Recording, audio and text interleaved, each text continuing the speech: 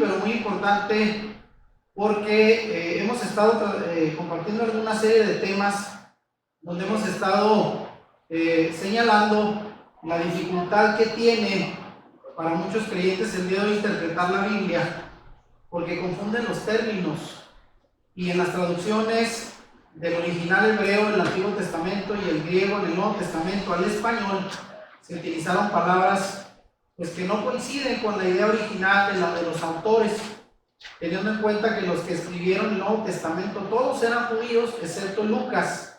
Escribió el Evangelio de Lucas y el libro de los Hechos. Todos los demás, aunque escribieron en griego, que era el idioma universal y común del primer siglo, era como el día de hoy hablar inglés en muchos países, es el idioma más conocido, pero ellos no dejaron de pensar como judíos, como hebreos, en base a su tradición, sus creencias y su teología. Así de que hoy en día el cristianismo, bueno, se ha confundido mucho, y no quiero con esto culpar a nadie, porque bueno, era que no teníamos el conocimiento de lo que hoy estamos aprendiendo y estamos compartiendo, amén. Así de que el día de hoy vamos a compartir este mensaje que le hemos llamado las 7 leyes del apóstol Pablo. Y vamos a estar compartiendo este tema para que pues ahí los que nos están siguiendo también por el Facebook, pues me voy a quitar de aquí de la cámara para que puedan ver el PowerPoint, y yo espero que lo vayan siguiendo. Entonces el día de hoy vamos a hablar de este tema que se llama, díganme cómo, las 7 leyes del apóstol Pablo. Y mandamos un saludo a todos los hermanos que nos estén siguiendo en Facebook, de la Congregación Proyecto de Vida, todos aquí, bueno, los poquitos que estamos, las familias, los mandan saludar.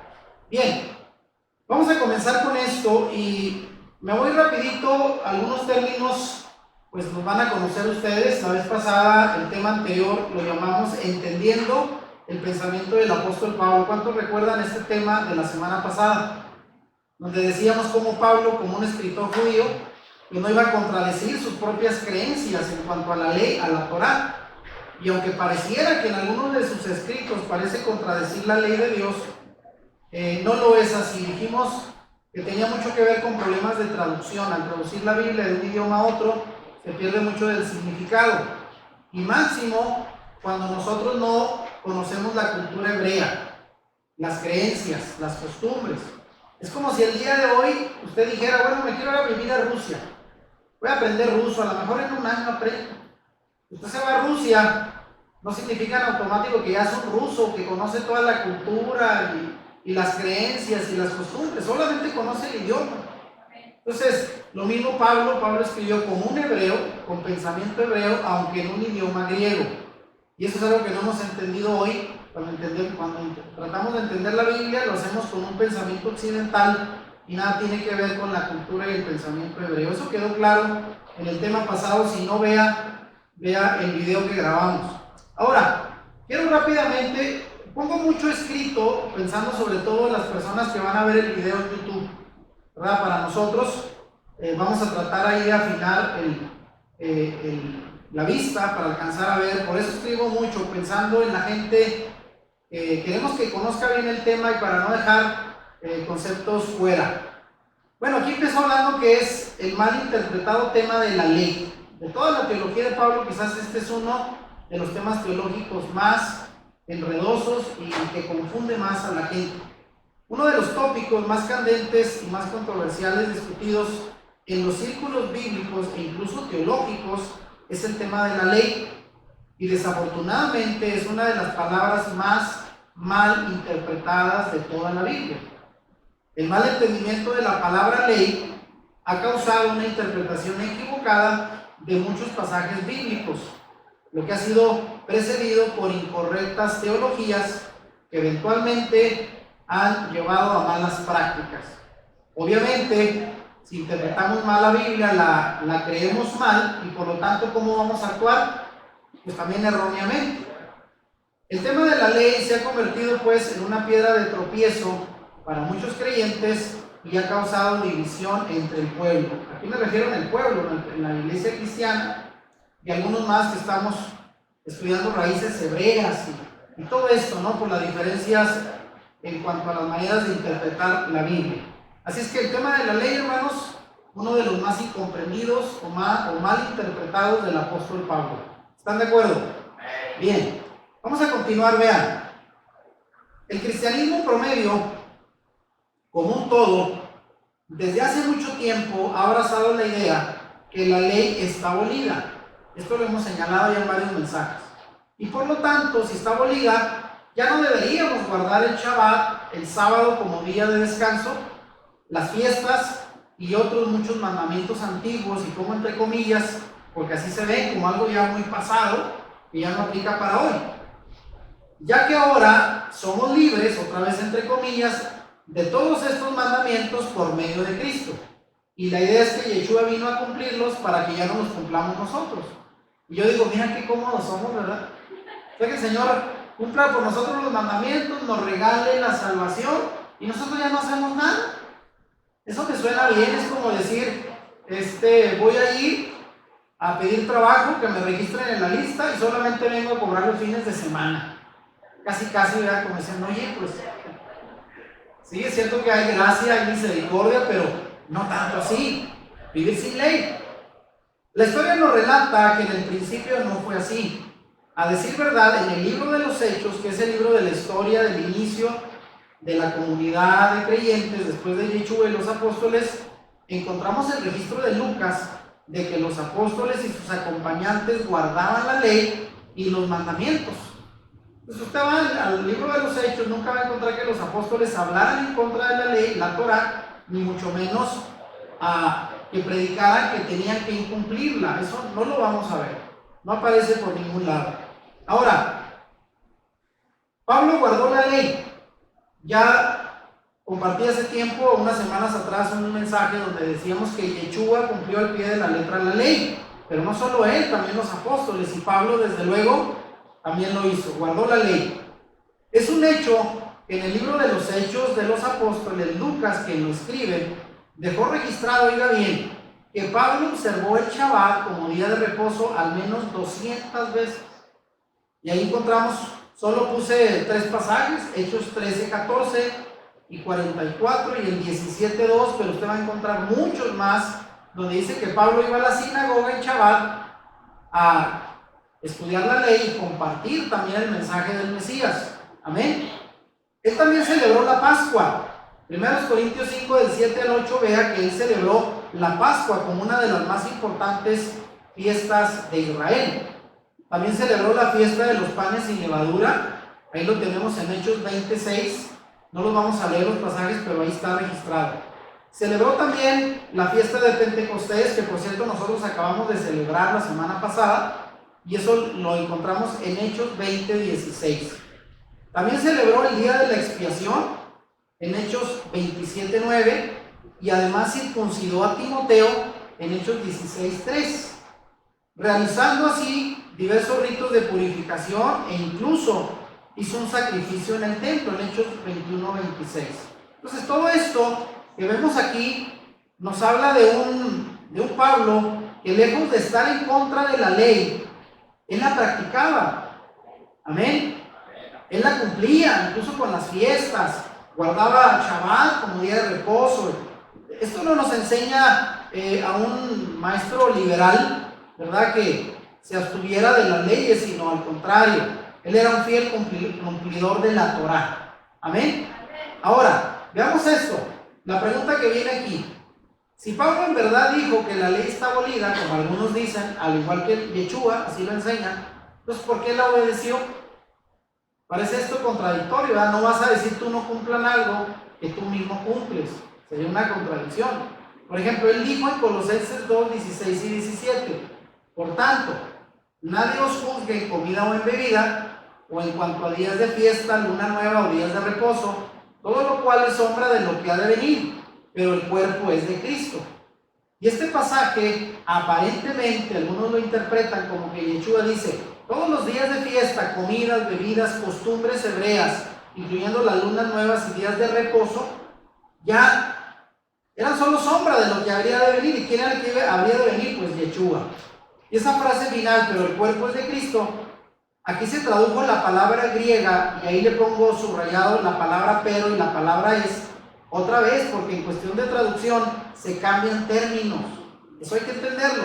Aquí se tradujo la palabra griega de como pero.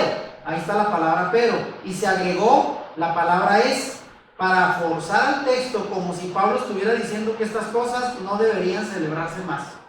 Son una sombra de lo que habría de venir y ya Cristo vino. Pero vean, la palabra griega que aquí se traduce como de también significa para. Y si quitamos la palabra es que la agregaron, y al usar esta conjunción para en lugar de pero, el texto se convierte en una declaración positiva hacia los mandamientos. Debería de decir en lugar, pero el cuerpo es de Cristo, debería decir para el cuerpo de Cristo. No sé si lo entiendan. Entonces, ahí diría al final, todas estas fiestas y luna nueva, reposo, es la sombra de lo que habría de venir para el cuerpo de Cristo, para la comunidad de creyentes. Entonces es totalmente diferente a lo que se traduce en la Biblia y se entiende mal.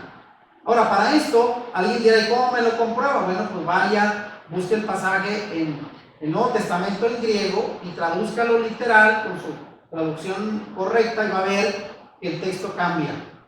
Obviamente, muchos no tenemos acceso, pero no se preocupen, no necesita saber griego, hay traducciones muy buenas de pasajes bíblicos. Yo siempre recomiendo que cuando usted lea un pasaje y parezca que contradice un mandamiento o algún precepto que en la Biblia se enseña, lo ideal es estudiar el pasaje en varias versiones. Eso ayuda mucho.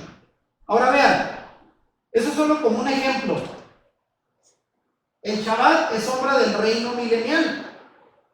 El Shabbat es un descanso semanal del pueblo del Señor y desde el principio fue establecido como mandamiento según Génesis 2, versículo 3, y representa lo que ha de venir, siguiendo el pasaje de Colosenses que acabamos de explicar. O sea, eso que ha de venir, que es el reino milenial de Yeshua, el Mesías, como él mismo dijo que él era el Señor de ¿qué? Del Shabbat, Mateo 12:8.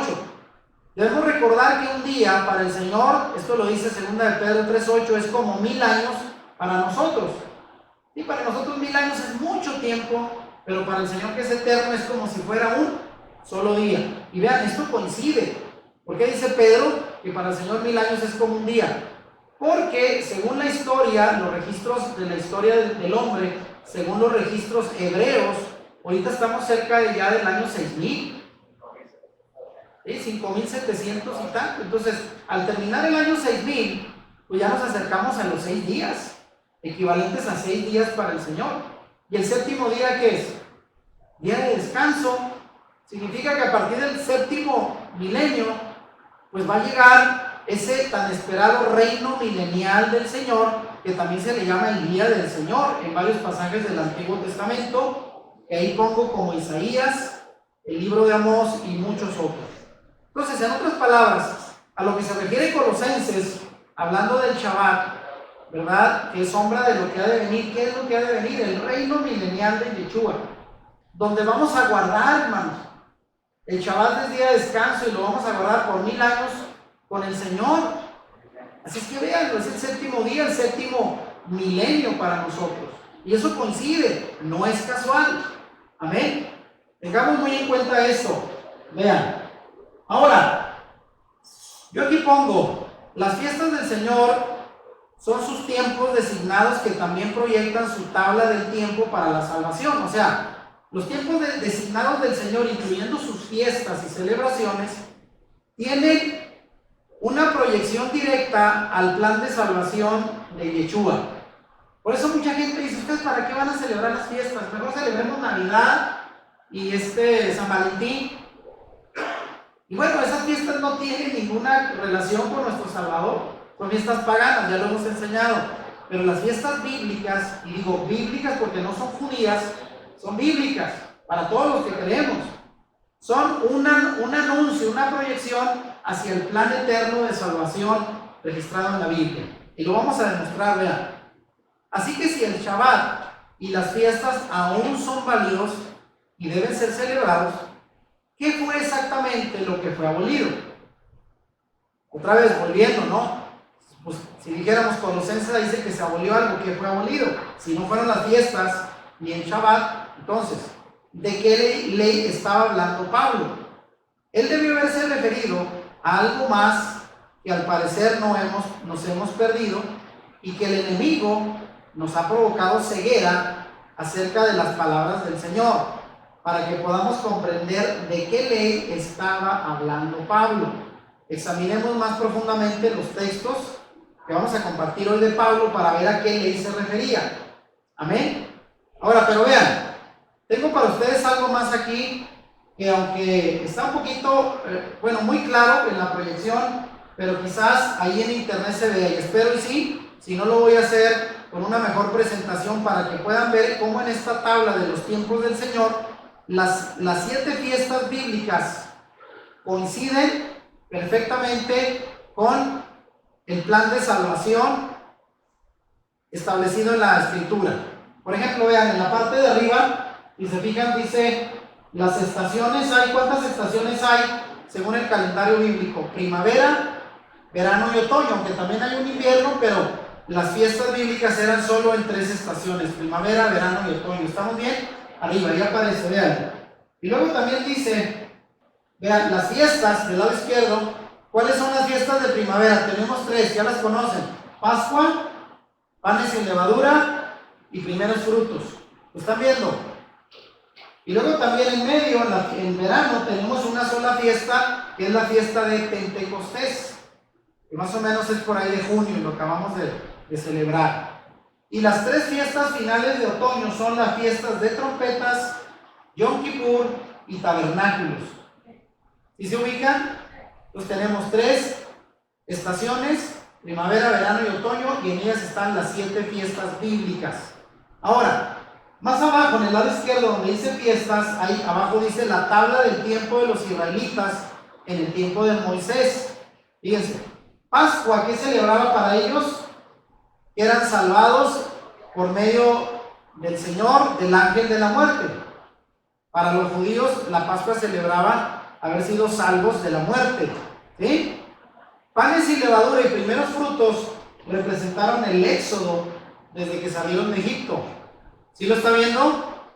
Y luego, la fiesta de verano de Pentecostés, ¿qué les celebró para ellos? La entrega de la ley o la Torá.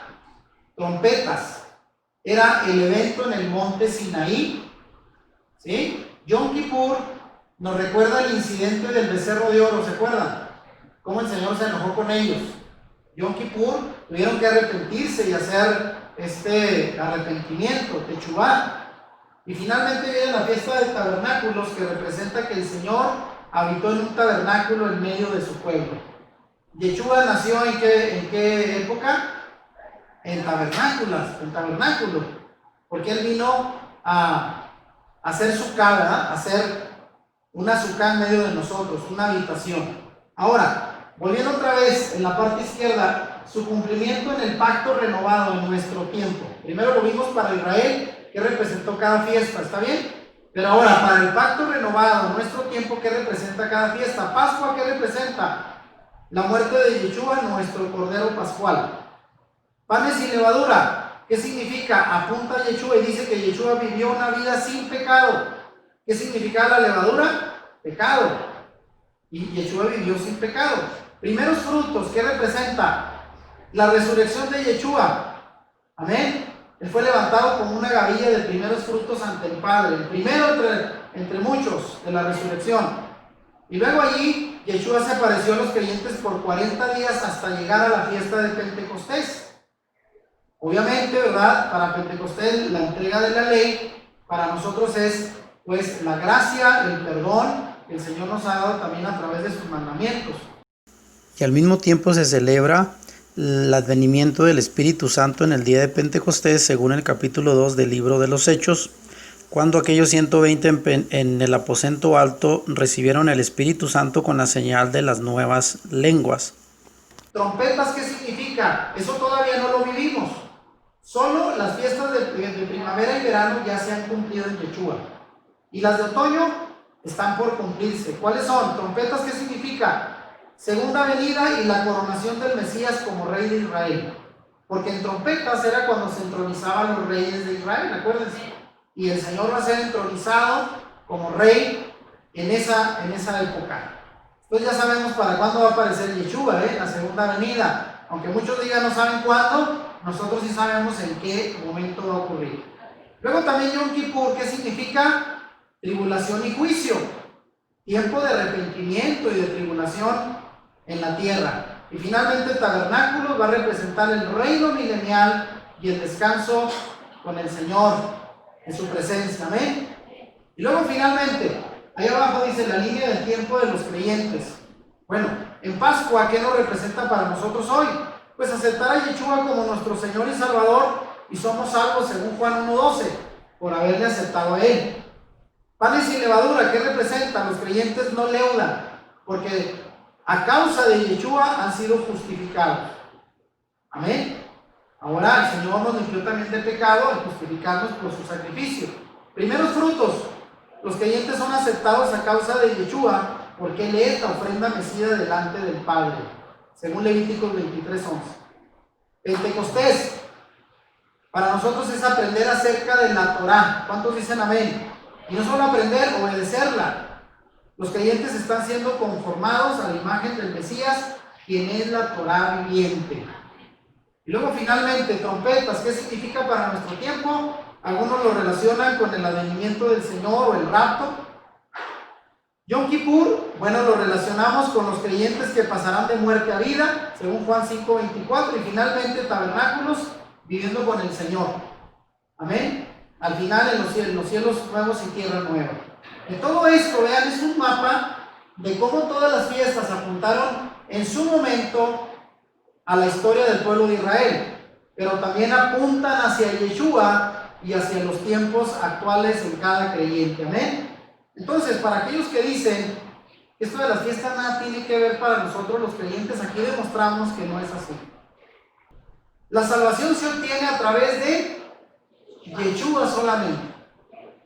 Una de las cosas que critican los que no entienden el movimiento de raíces hebreas es que piensan que nosotros queremos justificar nuestra salvación a base de cumplir leyes y mandamientos.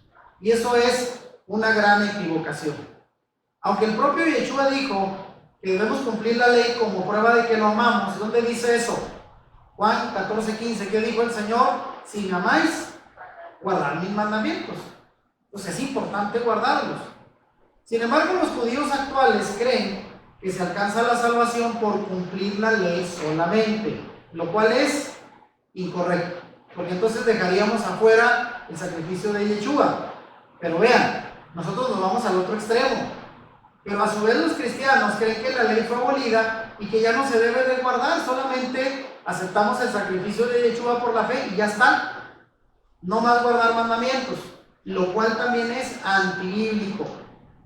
De tal manera que necesitamos obedecer la ley porque en ella somos equipados para toda buena obra. Y eso dice 2 Timoteo 3:16. Entonces, nunca hemos dicho ni vamos a enseñar que la salvación se obtiene por cumplir las obras de la ley. Es por gracia, es por fe y por el sacrificio de Yeshua. Eso nadie lo cambia ni lo contradice. Ahora, la ley o Torah, ya lo habíamos dicho en el mensaje pasado, se traduce en el Nuevo Testamento en griego con la palabra nomos. Cuando la Torah fue traducida al griego cerca del año 250 antes de la era común, antes de Yeshua, y se conoció como la Septuaginta o versión de los 70. Cuando usted escuche esta palabra Septuaginta, se refiere a una traducción griega del Antiguo Testamento y fue escrita originalmente para los judíos que estaban viviendo en Alejandría, allá en Egipto, y que ya no sabían hablar hebreo. Entonces, ¿cómo podían leer el Antiguo Testamento, la Tanaj, si no conocían el idioma? Y por eso se tradujo al griego y se le llama Septuaginta o versión de los 70.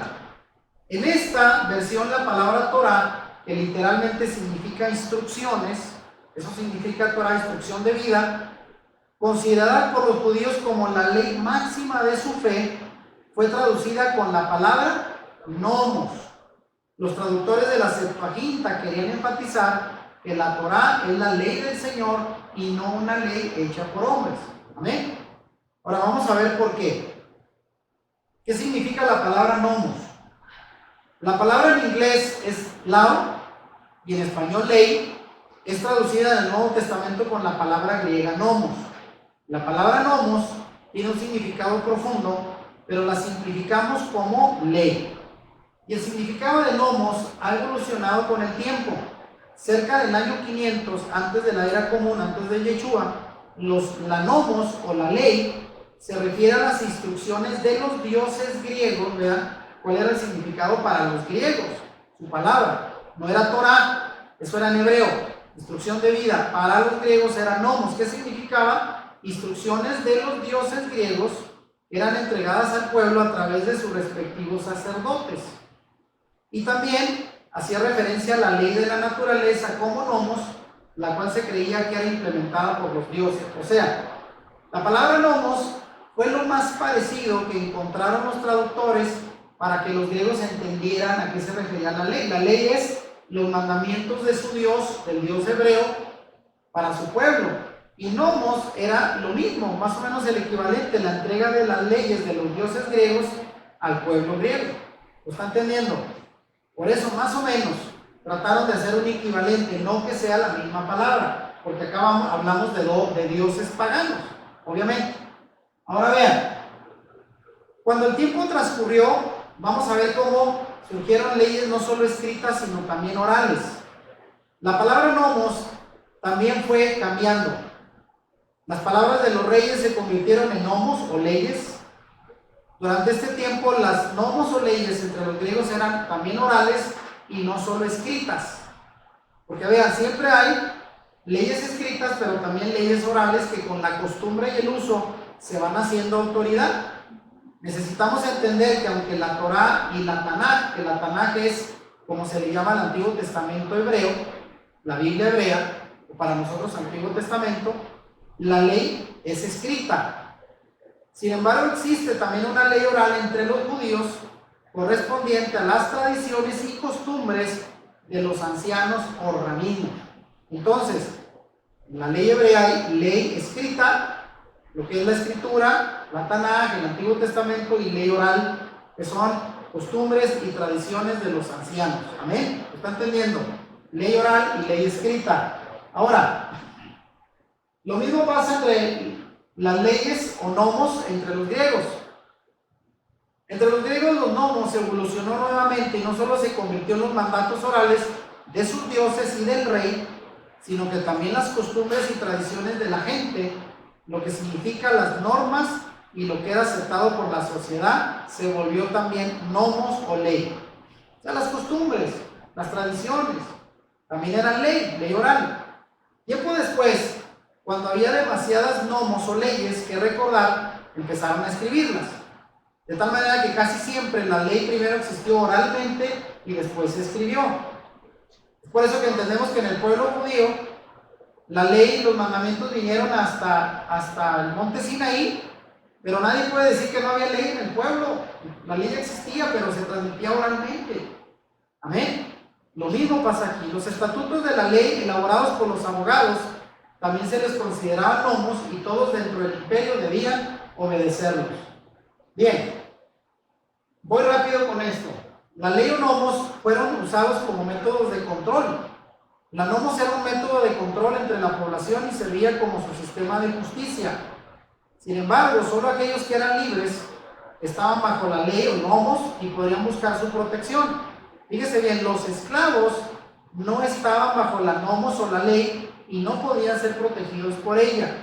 Pero los que sí lo estaban eran esclavos a sus reglas y regulaciones, por lo cual los violadores de las mismas leyes eran puestos bajo castigos severos. Obviamente, quien viola la ley, pues recibe castigo. Y los que estaban sometidos, pues eran protegidos por ellas, pero también si la violaban, eran castigados. Ahora, voy a pasar a esto que es a lo que me interesa. Vean, el uso de la palabra ley o nomos en griego por el apóstol Pablo en sus cartas. El apóstol Pablo mencionó la palabra nomos o ley, que ya dijimos se traduce en griego, la cual es traducida al español como ley. ¿Cuántas veces? 148 veces en 108 versículos en sus cartas, 13 cartas. Solo Pablo mencionó la palabra ley más veces comparado con el resto de escritores bíblicos. Por ejemplo, Mateo, ¿cuántas veces utiliza la palabra ley? 11. Marcos, ninguna. Lucas, 14 veces. Juan, 16. Santiago, 7. Pedro y Judas, ninguna. Entonces, 148 veces utiliza Pablo la palabra ley. De tal manera, ¿por qué? Porque Pablo era un erudito, era un abogado. Miren que un abogado no utilice la ley, pues bueno, no, ¿verdad? ¿Cuántos libros hay donde estudian los abogados de toda clase de leyes y leyes y leyes y artículos y decretos y puras leyes estudian los abogados? Y ahí está Mirna diciendo que sí. Pues Pablo era un abogado, un erudito, entonces por eso él utilizaba la ley, porque la ley implica autoridad. Y es importante tener autoridad. Ahora, vamos a esto, vean. La pregunta, ¿abolió entonces Pablo la ley? Ahora, la declaración más controversial de Pablo, en la que muchos se basan para decir que Pablo también abolió la ley, está escrita en Romanos 6:15. ¿Y qué dice? Pablo dice, ¿qué pues? ¿Pecaremos porque no estamos bajo la ley, sino bajo la gracia? Y vean, dicen unos, ahí está, dice Pablo, ya no estamos bajo la ley. ¡Yujú! Qué padre, ¿verdad? Sin ley, vivir como queramos. No se vaya tan rápido por ahí. Él mismo dice, en ninguna manera. O sea, dice, no, por ahí no va la cosa, en ninguna manera. Porque es fácil pensar, ¿verdad? Si no hay ley, entonces pecaremos, vamos a hacer lo que queramos, pues ya no hay ley. Porque ¿para qué es la ley, hermanos? Dice Pablo, sin el conocimiento de la ley, no sabríamos lo que es pecado.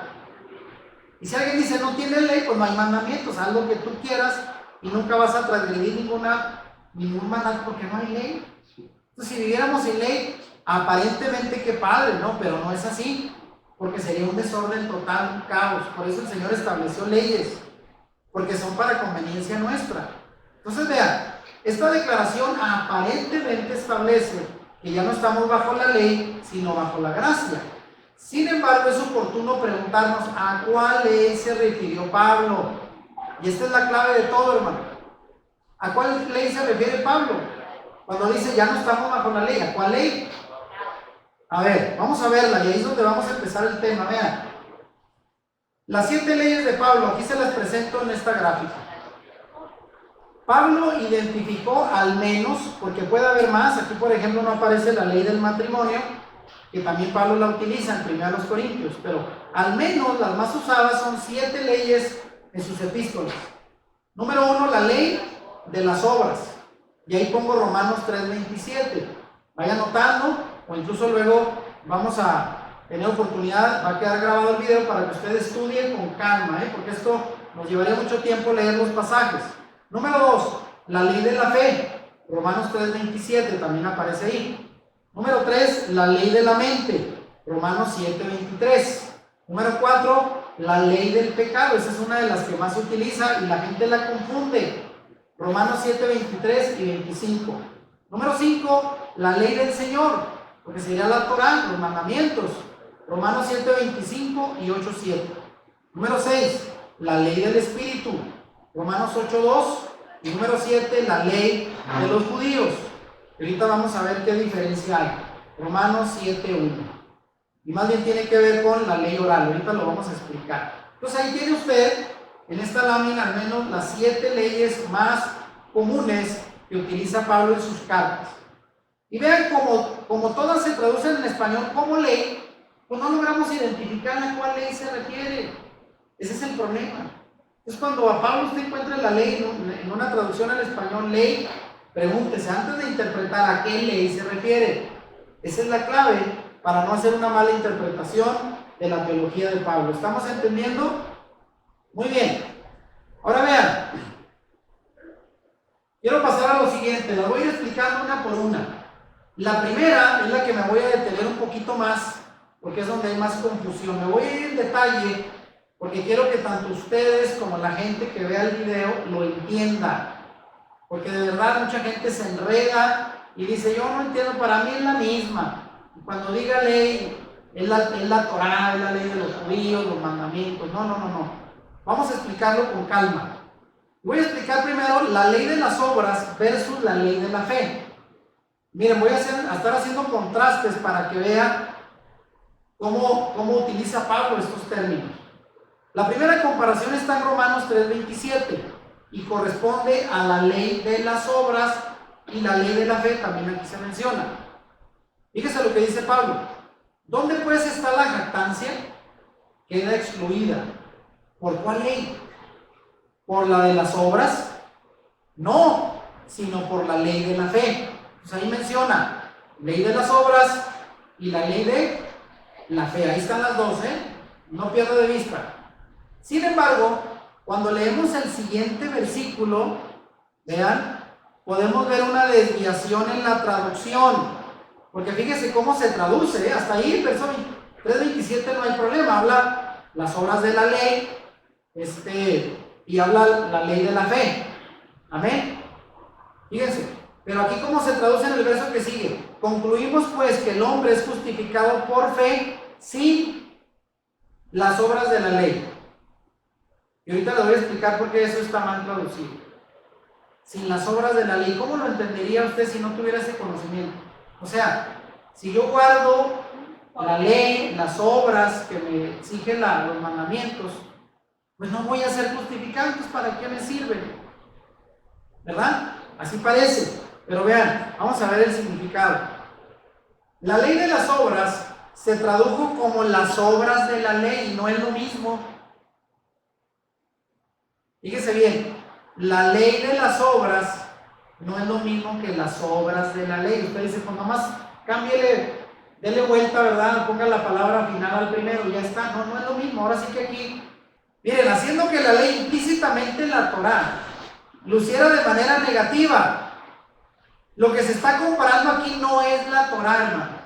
Entre la Torá y la fe no se está haciendo una comparación, sino más bien en las obras y la fe. No sé si me explico. No es lo mismo Torá que las obras de la Torá o las obras de la ley. Entonces aquí la comparación no es entre obras de la ley y la fe, sino la Torá, o mejor dicho, lo que se está comparando aquí no es la Torá y la fe, sino las obras y la fe. Como está claramente establecido en el verso 27, vean. El versículo 31 ayuda a dejar en claro que la batalla de la que se habla aquí, la comparación no es entre la ley y la fe. Fíjense lo que dice el verso 31. Pregunta Pablo, ¿luego por la fe invalidamos la ley? En ninguna manera, sino que confirmamos la ley. Ahí está. Pareciera que el verso 31 contradice el verso 27. Porque primero dice, no vamos a ser justificados por las obras de la ley. Y aquí pregunta, ¿luego con la fe invalidamos la ley? No, de ninguna manera. No se contradicen ley y Torá, o fe y Torá, perdón. Al contrario, dice, se confirma la ley. No sé si lo está entendiendo, pero no rebrujarlo, porque sí, de hecho el pensamiento de Pablo, por eso lo decíamos la vez pasada, Pedro dice, es muy complicado y los indoctos e inconstantes tienden a torcer su pensamiento. Es mucho cuidado. Entonces vean, ¿cuál es la ley de las obras? Ahora preguntémonos esto, porque es lo que estamos mencionando aquí. ¿Cuál es la ley de las obras? La ley de las obras son actos buenos que hacemos como si buscáramos con ellos hacer méritos delante de Dios. Esas son las obras de la ley. Si yo digo, Señor, yo quiero ver a ver si por buenos comportamientos, méritos y muchos más, religiosamente dando dinero, ayudando a los pobres y todo eso, tú me lo cuentas como méritos suficientes para ser salvo. Y el Señor va a decir claramente que no. Estos son obras de la ley, esfuerzos que yo hago para alcanzar méritos. Entonces Romanos 4:4 explica, fíjense bien, al que obra no se le cuenta el salario como gracia, sino como deuda. Lo que significa que si usted trabaja recibe un salario. Entonces, si usted va y trabaja a una empresa y le pagan su salario, pues el que lo contrata no tiene por qué darle las gracias, le está pagando lo que usted hizo. ¿Sí me explico? En cambio, si usted fuera y dijera, oiga, voy a trabajar y no me pague, entonces ahí ya tendría usted un favor, un reconocimiento, un mérito. De tal manera que dice que lo que significa es que si usted trabaja, recibe un salario y no se le reconoce como un mérito, sino como una deuda. Pablo compara esto más adelante con respecto a la salvación en la carta a los Efesios, que vamos a ver enseguida. Entonces, la ley de las obras, o las obras de la ley, mejor dicho, tiene que ver con los méritos a través de los cuales pretendemos por hacer cosas, cumplir, ganarnos la justificación. Y ya sabemos que eso no está de acuerdo a la Biblia. Ahora, preguntamos aquí, vean, ¿la salvación es por obras o por fe? Es muy fácil, ¿no? ¿Es por qué? Por fe. Pablo dice que es por gracia que hemos sido salvados a través de la ley de la fe. No es algo que nosotros mismos, no es algo de nosotros mismos, un mérito de nuestro esfuerzo, es un regalo del Señor, no por la ley de las obras. Y ahí pongo entre paréntesis para que identifique las clases de leyes. No por la ley de las obras, por lo que nadie debería jactarse. Y esto dice Efesios 2, 8 y 9, pasaje muy conocido. La salvación es por lo tanto un favor que se recibe por gracia, a través de la fe y no por causa de las obras que hagamos como mérito. Eso es la diferencia aquí. Entonces, es lo que está en juego. No es que entre Torah y fe haya contradicción. En lo que hay contradicción es entre ganarnos el favor de Dios por las obras de la ley y la fe. Eso sí. Ahora, ¿qué hay acerca de la ley de la fe? Debemos tomar la definición de fe de las mismas escrituras. ¿Qué significa fe? Según Hebreos 11:1, es pues la fe, la certeza de lo que se espera, la convicción de lo que no se ve. Pablo aclara esto en Romanos 4, del 5 al 6, diciendo: mas el que no obra, sino cree en aquel que justifica al impío, su fe le es contada por justicia. Como también habla de las bienaventuranzas, como también David habla de las bienaventuranzas del hombre a quien Dios atribuye justicia sin obras. Y aquí es donde está la clave de la salvación. La salvación se obtiene por el creer en los méritos de Yeshua. Eso es suficiente para ser salvos. Pero nuestro creer nos cuenta como una obra. Amén. Y alguien dirá, pues no hice nada más que creer. Bueno, esa es suficiente obra para que se te cuente como justicia. No tu justicia. La justicia de Yeshua se te atribuye a ti por creer en él. ¿Lo estamos entendiendo? Esto es clave en Pablo. Ahora, preguntémonos, entonces, si tenemos fe, ¿ya no debemos cumplir la ley? Otra vez la gente volverá, bueno, pues si la fe es la que nos justifica y la fe o el creer en él nos es contado como obra, pues ya para qué la ley. Otra vez, y aquí pregunto, ¿acaso por estar bajo la ley de la fe no debemos hacer nada más? Pablo habla acerca de dos hombres de fe, Abraham y David, y examinemos qué fue lo que estos hombres hicieron. Y vea lo que dice Génesis 26:5, dice: por cuanto yo Abraham mi voz y guardó mi precepto, mis mandamientos, mis estatutos y mis leyes. Y todavía en el tiempo de Abraham no había 10 mandamientos ni Torah dada por Moisés, pero ya había mandamientos y preceptos y estatutos. Otra vez, primero existió la ley oral, que fue transmitida desde Adán y Eva a todas las generaciones, y finalmente se convirtió en ley escrita. ¿Lo entienden? Lo para alguien que dice antes del monte Sinaí no había leyes, se equivoca. Aquí está diciendo que hay preceptos, y dice que cuando Abraham oyó su voz, guardó sus preceptos.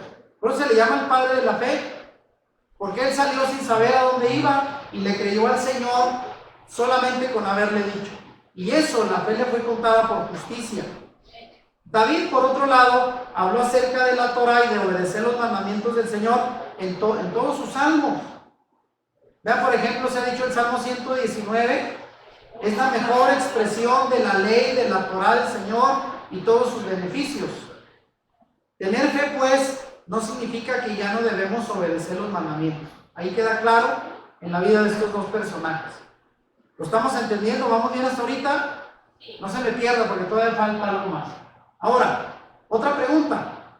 ¿A qué clase de obras se refiere entonces Pablo? Así que, ¿cuáles son las obras de las que Pablo habla aquí entonces? Se refiere a las tradiciones de los judíos, sus costumbres, tradiciones y leyes orales que han pasado de generación a generación y que la gente en tiempos de Yeshua creía que los justificaría con respecto a la salvación.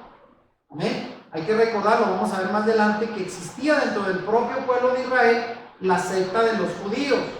Y ellos creían que cumpliendo los mandamientos iban a alcanzar la justificación.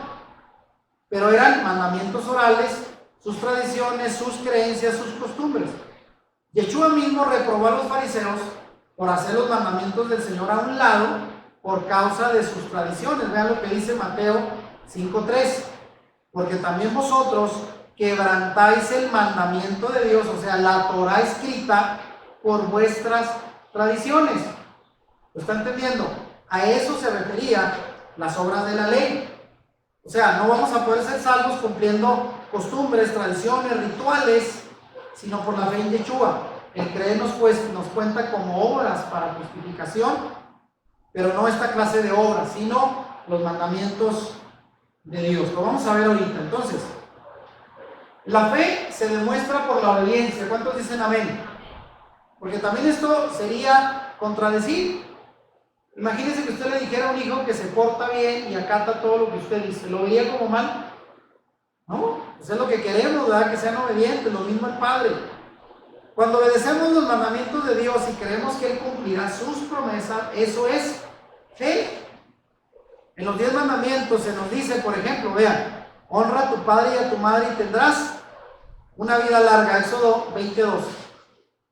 Ahora ustedes, yo les pregunto, ¿el tener una vida larga no será una promesa y una compensación de si obedecemos el mandato de honrar a tu padre y a tu madre? Ahora vean, la ley de las obras, si se aplica aquí, pareciera no tener sentido. Yo pongo aquí, vean, ¿cómo honrar a los padres podría traer larga vida? ¿Alguien explíqueme eso? Bueno, dirá, fíjense, alguien diría, en cambio, si comes saludable y haces ejercicio, sí te va a dar más larga vida, pero ¿cómo? Honrando a los papás, a los padres vas a vivir más. ¿Sí me explico? Esta es la ley de las obras, así se piensa, ¿verdad? O sea, la ley de las obras dice, si tú haces bien, te va a ir bien. Es lógico, claro. Pero vean, aquí en el pasaje de la promesa de Éxodo 20:12, la larga vida que se obtiene haciendo eso no es un favor que se recibe, sino una consecuencia. Al creer el mandamiento, y lo subrayo, y creer el mandamiento del Señor y obedecer lo que se nos manda, se nos será acreditado como justicia, y la larga vida que obtendremos será causa del favor del Señor y no la consecuencia de hacer una buena acción. No sé si me explique. Porque alguien dirá, bueno, obedecer a los padres, honrarlos, ¿cómo nos va a traer vida? Bueno, es una promesa. Y el Señor dice, créelo, practícalo y obedécelo, yo me encargo de que se cumpla en tu vida. Eso es una manera en que se nos acredita la justicia por un acto de fe y obediencia. ¿Están de acuerdo? ¿Se queda claro? Bien. Ahora, la fe y las obras no se contradicen, pues. A esta conclusión llegamos. Pablo fue consistente en su argumento acerca de la ley y de la fe y la de las obras, la ley de la fe y la de las obras. En Efesios 2:8 y 9, él dice, pasaje conocido, porque por gracia sois salvos por medio de, y ahí le pongo entre paréntesis, la ley de la fe. Y esto no de vosotros, pues es don de Dios. No, y ahí pongo entre paréntesis, no por la ley de las obras, para que nadie se gloríe. No es por cumplir, no es por mérito propio. Eso queda claro. En este pasaje, Pablo contrasta la ley de la fe y de las obras al igual que hizo en Romanos. Pero vean, muchos se quedan solamente en Efesios 2:8 y 9. ¿Y el verso 10 dónde está? Vean lo que dice el verso 10. Porque somos hechura suya, creados en Cristo Jesús, Yeshua el Mesías, para buenas obras. Y uno dice, Karen, pues no acaba de decir que no es por obras. Entonces, ¿a cuáles obras se refiere aquí? Las cuales Dios preparó de antemano para que anduviésemos en ellas, lo cual significa que el Señor se agrada cuando andamos cumpliendo las buenas obras de su Torah. Amén. Eso es la parte que a veces omitimos, dejamos de fuera. Pero vean, aquí voy a explicar más en detalle, porque sí pareciera que hay una contradicción gráfica. ¿Cuántos lo están entendiendo? De verdad, este tema es profundo, pareciera muy complicado, pero si lo vamos desglosando, se va entendiendo. Entonces veamos, aquí voy a explicar Efesios 2:8 y 9 y cómo parece contradecirse con el verso 10. Primero dice Pablo, es un don de Dios y no por la ley de las obras. para que nadie se gloríe. Y luego al final dice, fuimos creados en Cristo Jesús para buenas obras, las cuales Dios preparó de antemano, vean, para que anduviésemos en ellas. Entonces, ¿el Señor quiere que andemos en buenas obras? Pues sí. Ah, caray, pero ¿cómo está eso? Ahora vean, lo voy a explicar. Otra vez, la fe y las obras no se contradicen. La palabra obra en hebreo, fíjense, voy a escribirles, es abodá, que significa hacer un esfuerzo personal propio. Fíjense, eso significa obra. Pero la expresión buena obra en hebreo es la palabra misma, que significa obedecer un precepto o mandamiento o hacer una buena obra por un deber religioso. En otras palabras, una cosa es que yo haga una buena acción, es mérito mío, es por mi esfuerzo. Y otra cosa es que haga una buena obra que Dios me pidió que hiciera. Ahí estoy obedeciendo un mandato de Dios y no estoy obrando por iniciativa mía. Es como, por ejemplo, vean, se me ocurre ahorita, ¿qué pasó con aquellos dos hijos del sacerdote de Aarón? Cuando dice que fueron a ofrecer un sacrificio extraño, ¿quién se los dijo? ¿Quién les ordenó que hicieran eso? Nadie. Ellos dijeron, vamos a hacer esto de nuestra cuenta. Eso sería la palabra obra, en hebreo abodá. A ellos se les ocurrió al fuego.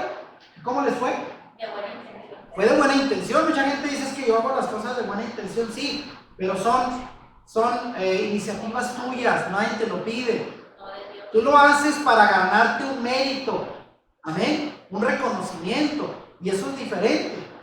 Pero la palabra misma significa estás obedeciendo un precepto y un mandato divino. Ahí sí estás obligado porque el Señor lo estableció, no es una ocurrencia tuya. Por eso el Señor dijo, hagan las cosas como yo les digo, no como ustedes quieran. Y es el problema hoy. La gente quiere por obras e iniciativa propia y no por hacer la misma el precepto o mandamiento divino. Entonces vean, el cambio de una palabra a otra, obras y buenas obras, nos revela lo que Pablo se está refiriendo. Fíjense, debemos comprender el pensamiento hebreo de Pablo. En Efesios 2, él dice en el verso 9, dice que no somos salvos, es la traducción, por abodá, o sea, por obrar de nuestra cuenta, eso no. Pero luego dice en el verso 10, se refiere a misbah cuando dice las buenas obras de obedecer los mandamientos. Ahí sí el Señor se agrada de eso y los preparó de antemano para que anduviésemos en él. ¿Sí me explico? O sea, en el verso 9 utiliza el obrar de nuestra cuenta por mérito e iniciativa propia, abodá. Por eso dice así, no, de esa manera el Señor no te va a justificar.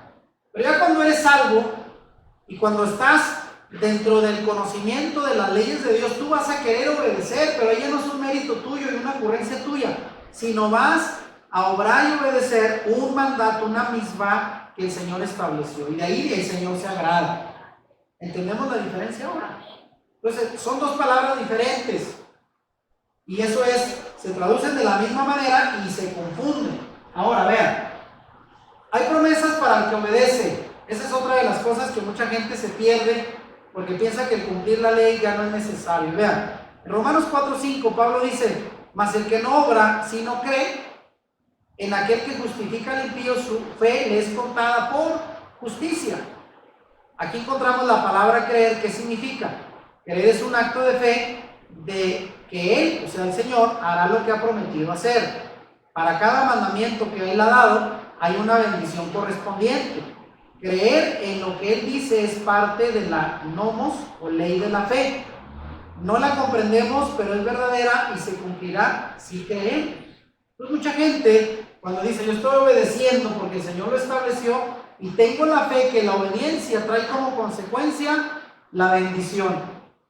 Es cuando la gente dice quiero bendición, pero no quiero cumplir, no quiero obedecer, olvídese, eso no existe en la Biblia.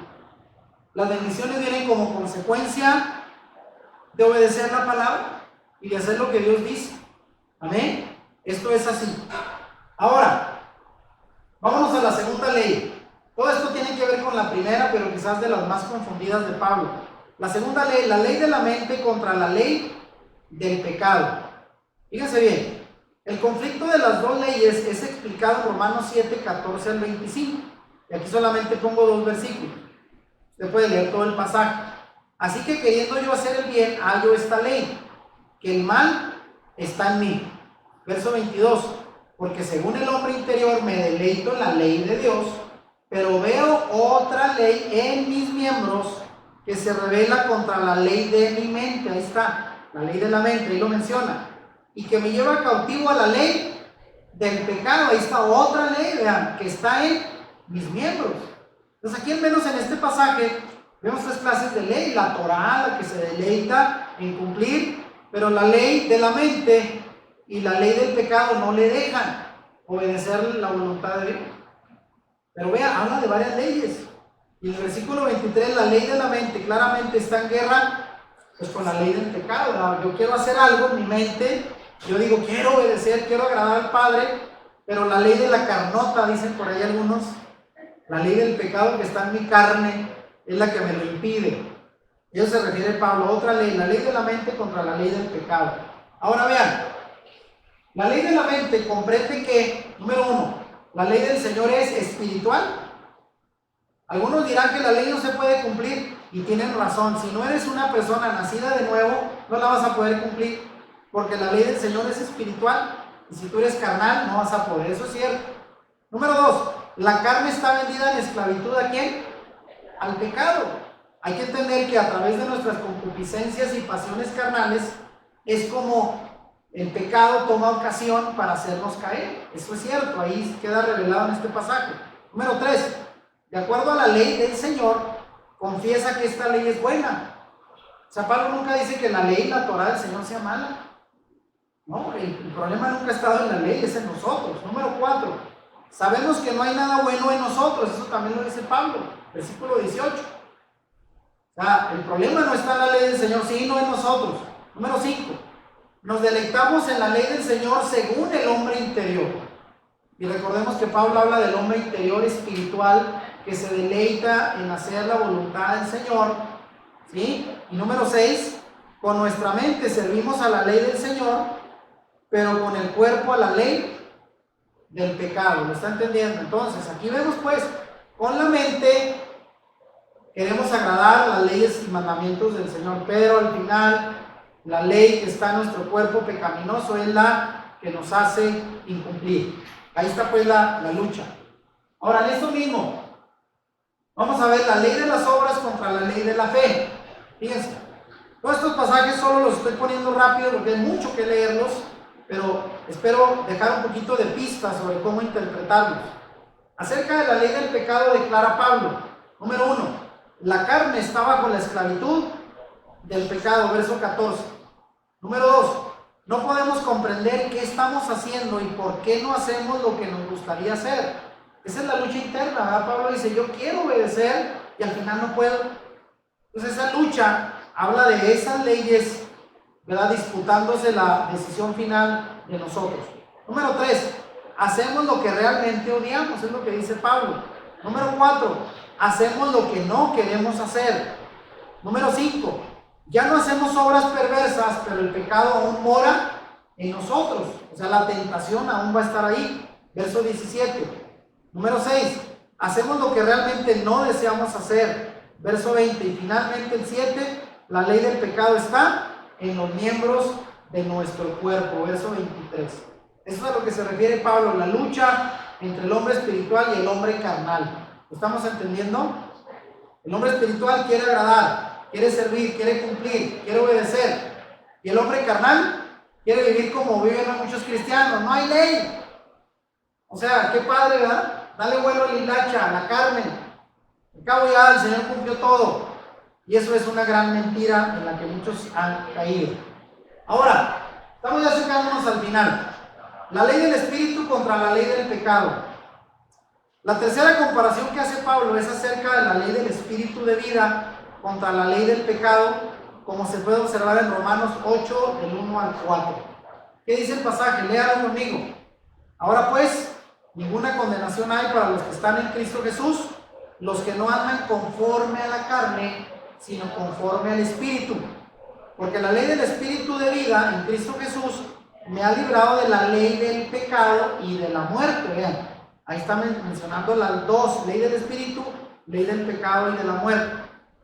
Porque lo que era imposible para la ley, por cuanto era débil por la carne, Dios, enviando a su Hijo en semejanza de carne de pecado, que a causa del pecado condenó al pecado en la carne, para que la justicia de la ley se cumpliese en nosotros, que no andamos conforme a la carne, sino conforme al espíritu. Ahí está. Ahora sí ya se entiende más, ¿verdad? Vean, muchos se hacen bolas con eso, tanta ley, la carne, el espíritu, la mente, el cuerpo, pero esto es parte de los dualismos, como llaman muchos. Pablo hace contradicciones o pone en contraposición dos términos para que se nos enseñe, se nos revele la palabra. Ahora dice aquí, la ley del espíritu contra la ley del pecado es la misma. Examinamos estas declaraciones acerca de la ley del espíritu. Número 1, no hay ninguna condenación para los que están en Yeshua HaMashiach. ¿Quién es él? Yeshua el Mesías, en hebreo, Romanos 8:1. Entonces no hay condenación ya para los que estamos en él. Número 2, la ley del espíritu de vida en el Mesías nos ha hecho libres de la ley del pecado y de la muerte. Ahí están las dos. Cuando obedecemos al Señor, ya no estamos esclavizados a la ley del pecado para que el enemigo nos obligue a obedecer al pecado. De manera que alguien puede decir, si eres cristiano, no tienes que decir, es que yo no puedo dejar de pecar porque no puedo salir de la esclavitud. Entonces, pues no has sido salvo. Si eres salvo, debieras de vivir cumpliendo los mandamientos, y no por tu esfuerzo, sino porque vives ahora en la ley del espíritu. Veanlo, mucha gente dice, es que los mandamientos no se pueden cumplir, nadie los ha podido cumplir, ni los podemos cumplir. ¿Cómo no? Y Yeshua y los apóstoles no los cumplieron. Se pueden cumplir, pero no en la carne, sino viviendo sometidos a la voluntad del Padre, como lo hizo Yeshua. Número 3, los requerimientos de la ley se cumplirían en nosotros, los que no andamos según la carne, sino según el Espíritu. Ahí está. Para aquellos que dicen que la ley no se puede cumplir, si no se pudiera cumplir, ¿usted cree que el Señor no lo pediría? ¿Cómo va alguien pedir algo que es imposible? Nada más que es nuestra justificante, no podemos. Bueno, en la carne no, pero si has nacido de nuevo y vives en el Espíritu, claro que puedes obedecer los mandamientos. Amén. La ley del Espíritu contra la ley del pecado. Número 4.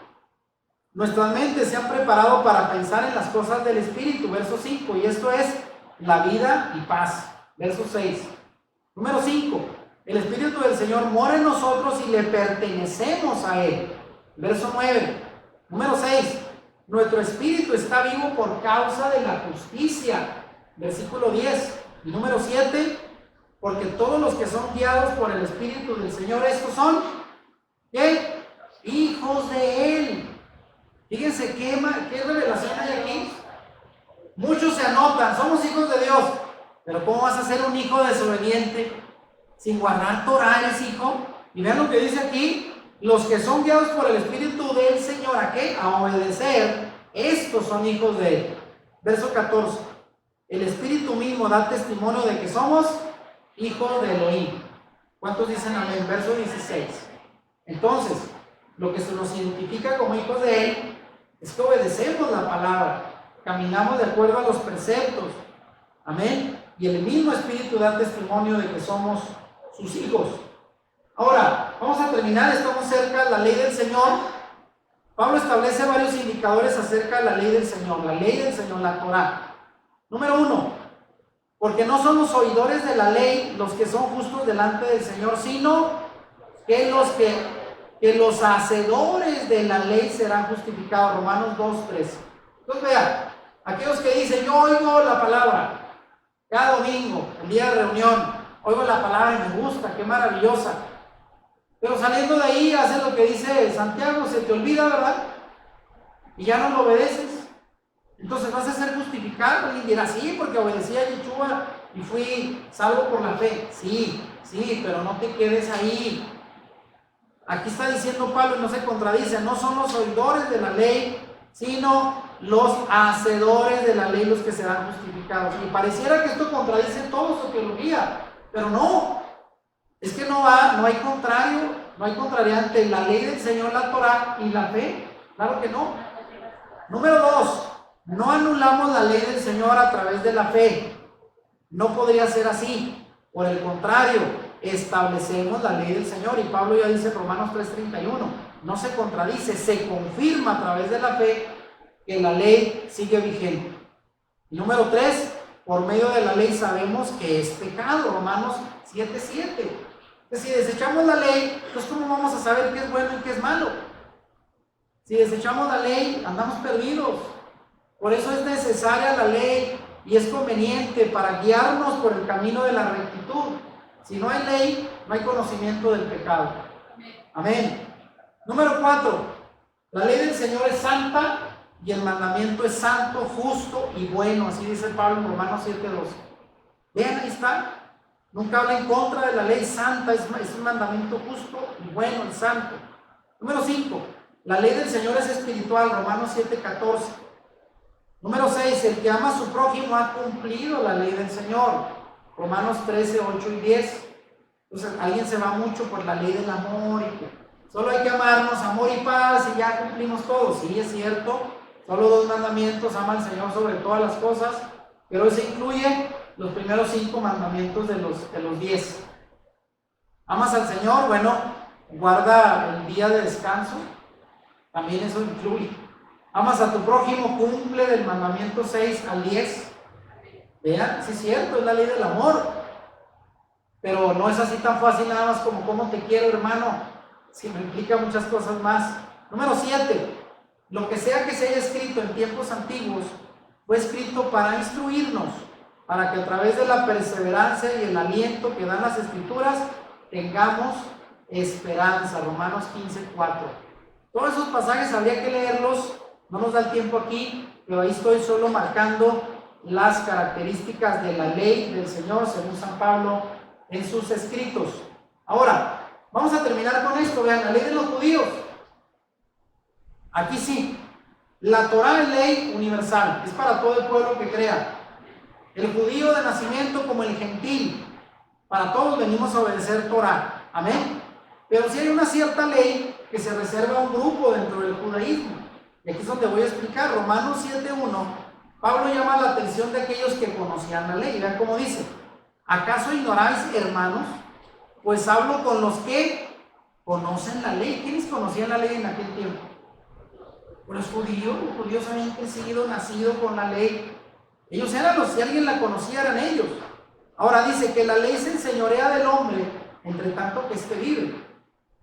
Es obvio que la audiencia de Pablo estaba compuesta tanto por los que no conocían la ley o Torá, según Romanos 11:13, como por los que la conocían, que eran los judíos de nacimiento. Ahora, ¿a qué ley se está refiriendo aquí? Se está refiriendo a la ley de los judíos, pues la ley romana era diferente. O sea, había ley romana y había ley para los judíos. Pero no solo la ley escrita, la Torá, sino también la ley oral, que para ellos era una ley, sus costumbres y tradiciones. Lo vamos a demostrar aquí. Vean, la circuncisión y la ley.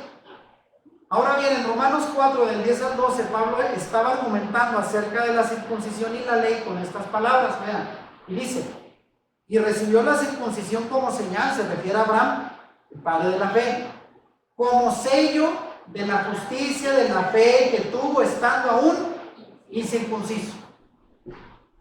Vean, para que fuese padre de todos los creyentes no circuncidados, a fin de que también a ellos les fue la fe, les sea contada por justicia.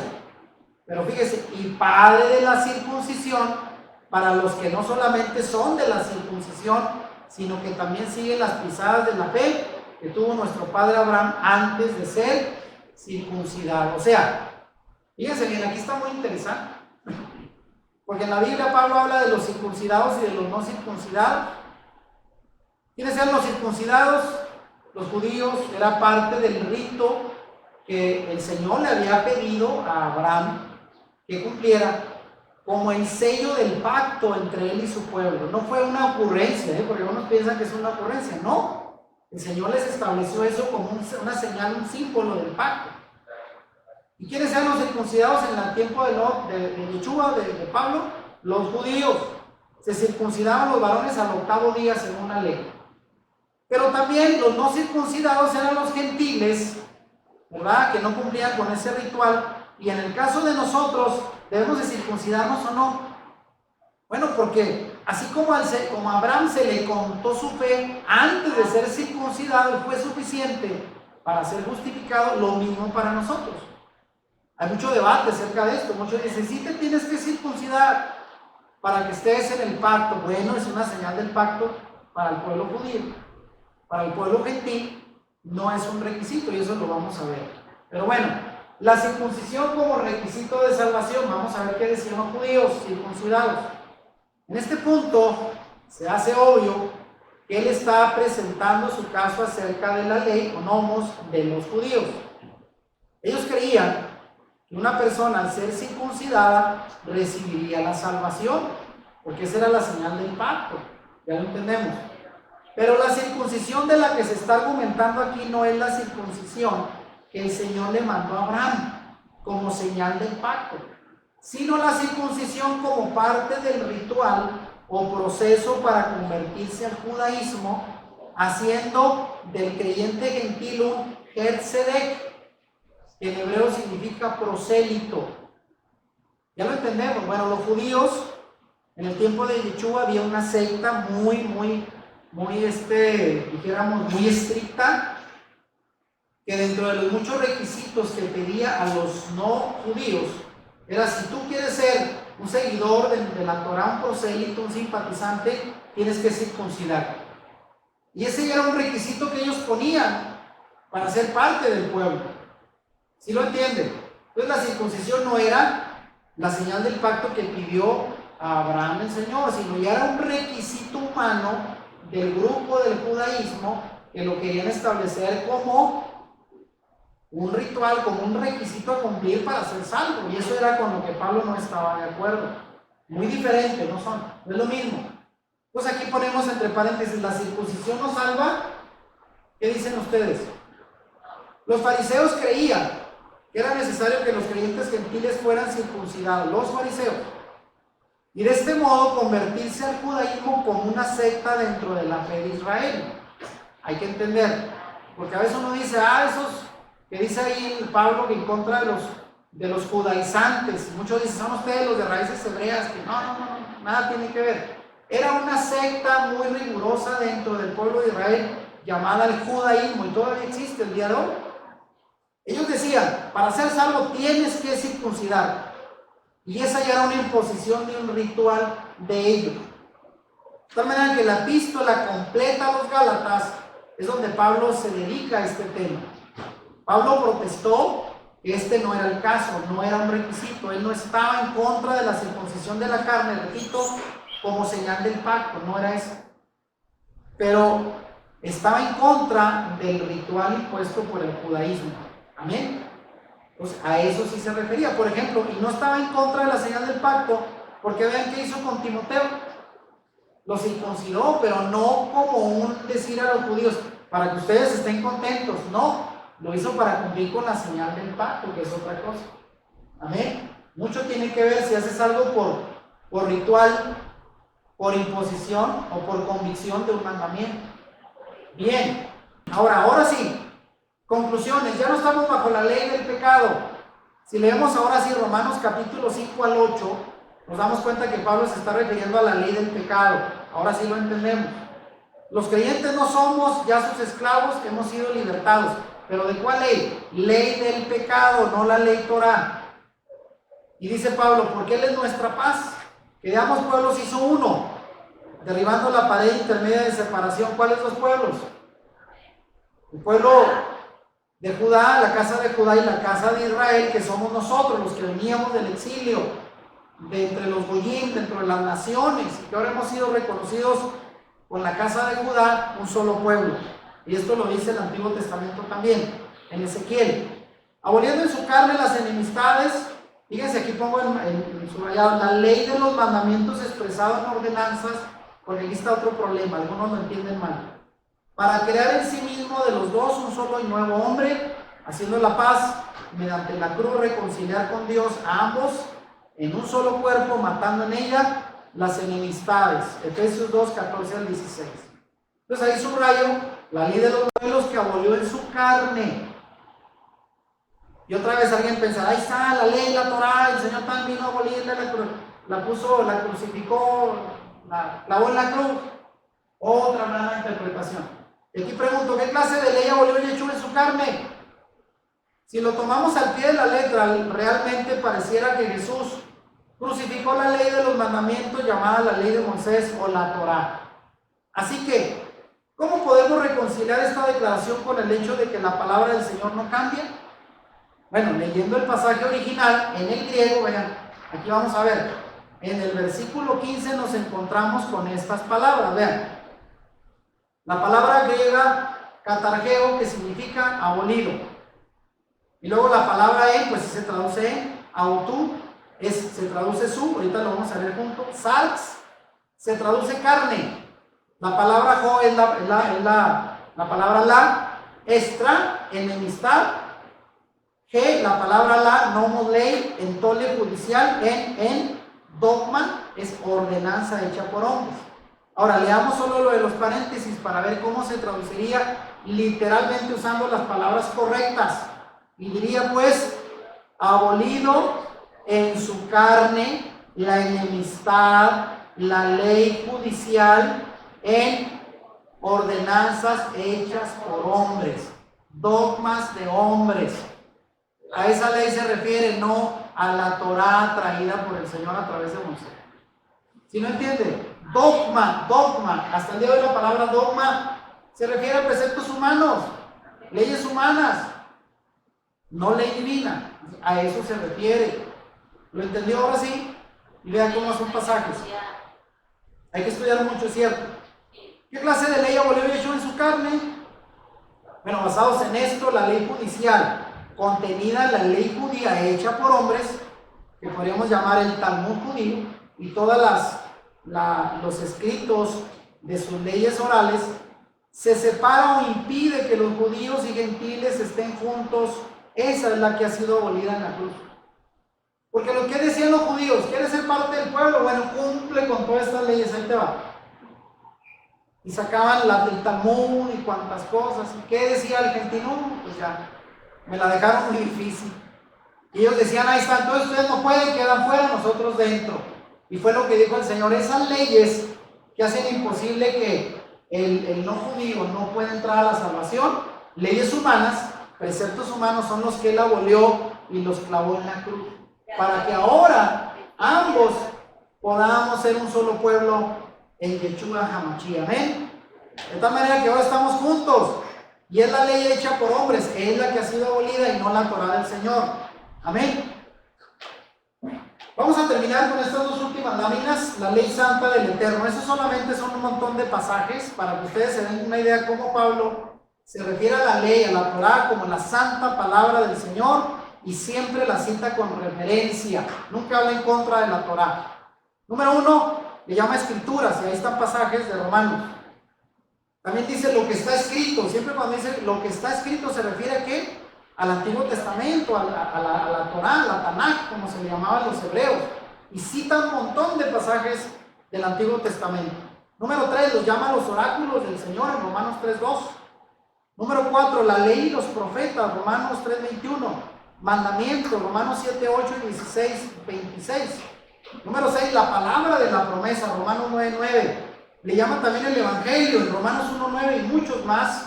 E incluso menciona los libros como el de Oseas, en sus cartas como en Romanos, menciona a Isaías y a Moisés. O sea, Pablo tenía que llegar a convencer utilizando la escritura, hermano. Y la utilizó de una manera, pues, con mucha pericia. Y habló de la escritura a favor y nunca en contra. Bueno, ¿cuáles son los argumentos contra la ley, pues, que hemos tratado de debatir o de demostrar en este mensaje? No estamos bajo la ley, sino bajo la gracia. Otra vez, Romanos 6:14. ¿Qué dijimos aquí? Pablo se está refiriendo a la ley del pecado, no a la Torá. Otro más, Cristo es el fin de la ley, Romanos 10:4.